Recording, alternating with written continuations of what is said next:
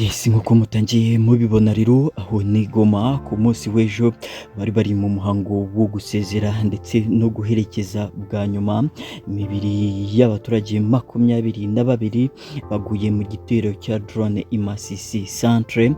Ku munsi w'ejo rero ku itariki 8 nibwo bari kubasezeraho bwa nyuma aho ku muhango wabereye i Goma mu mujyi wa Goma. Nyine n'umuhango waranzwe n'amagambo menshi kandi ateye ubwoba, aho abayobozi nka Colonel Nanga ndetse n'abandi bayobozi bakomeye ba AFC M23 bari bahari, bose bagenda bahabwa ijambo kugira ngo bagire icyo bavuga mu muhango wo gusezera no guherekeza bwa nyuma iyi mibiri y'abaturage yazize uko yavutse 22 nibo baguye mu icyo gitero, ariko bikavuga ko hari abandi baba batagaragaye bitewe nuko ngo ibyo bibombe byabatabye cyangwa se byaba byarabashyize mu butaka, hanyuma ibere yabo ikaba itarabashije kuboneka.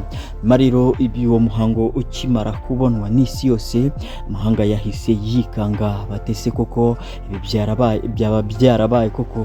Ngira ngo nko muri video muraza kugenda mubibona mu mashusho ndetse na video yafashwe na bagenzi bacu bari hariya i Goma, yuko hari n'abazungu yewe n'ibindi binyamakuru bigiye bikomakomeye byari byitabiriye uwo umuhango. Mbere yuko nkomeza ariko ndagira ngo mbanze nkubwire ko nza kunyarukira ku rukuta rwa Instagram ndetse n'urukuta rwa X gusomera amagambo yanditswe na bamwe mu bayobozi ba AFC M23 ndetse n'itsinda cyangwa se ihuriro AFC M23 byo ubwaryo icyo byatangaje. Ese koko byagenze gute kugira ngo aba baturage 22 ubundi barasweho na drone zivuye i Kinshasa? Ese koko nibyo? Ndaje mbiveho ni muzingo, ariko mbere yuko nkomeza ndagira ngo mbanze nkusabe ukunze ibyo dukora ukande subscribe, hanyuma unafungure n'inzogera kugira ngo tujye tubana umunsi ku wundi. Iyi ni Munara TV. Ntago nagenda ntakugiriye amwe mu makuru azindutse kuri uyu munsi, dore ko ubungubu hari amakuru yemeza ko leta ya Kinshasa cyangwa se perezida wa Congo Chilombo Felix Antoine Tshisekedi yaba yamaze guhindura umuvugizi w'ingabo za Congo arizo FARDC, nyuma yuko General Kenge akuwe mw'iyo mirimo akaba ari gushakirwa n'imihano bitewe n'igitutu cy'amahanga. Nagenda nakubwiye ko kandi nyuma y'amagambo y'umusirikane wagiye kuri RTND cyangwa se ku televiziyo y'igihugu cya Congo, nawe akavuga amagambo mabi yuje urwango ndetse no gushaka kumvikanisha yuko ngo bamwe baherere ku ruhande rwa AFC M23 atari abantu beza ndetse ko bagomba kubica no kubafata ku ngufu. We nawe ngo yaba yakatiwe igihano cyo gufungwa ndetse akirukanwa no mu gisirikare. Namakuru tudafite gihamya atugitohoza neza. Icyo ngusaba ukande subscribe kugira ngo ujye nkugezaho aya makuru yose kandi ku gihe. Kanze mu masegonda make rero tuve imuzi n'imuzingo iyi nkuru yose no muhango w'ejo ukuntu wagenze, ntujye kure mu masegonda make cyane. Yes, nguhaye ikaze nanone ni mu makuru adasanzwe yabaye cyangwa se nawe yita umuhango wabaye ku munsi w'ejo wabereye i Goma, umujyi wa Goma nyine. Ariko reka nkuko nabibasezeranyije nyarukire ku rukuta rwa Instagram rwa AFC M23 kwanza mbanze mbasomere ibaruwa cyangwa se ubutumwa bagenewe ababakurikira ndetse n'amahanga muri rusange.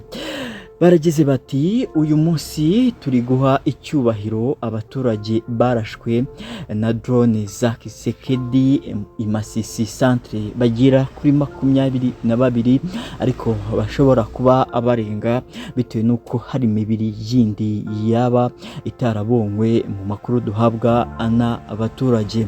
Banditse bati kandi muti byagenze gute rero? Umuturage w'umugambanyi wo muri Masisi yahaye amakuru leta ya Tshisekedi mubabarire ko hari abasirikare b'abakuru ba M23 ko bari mu mahoteli ya hano hafi nyine, ubwo baravuga i Masisi.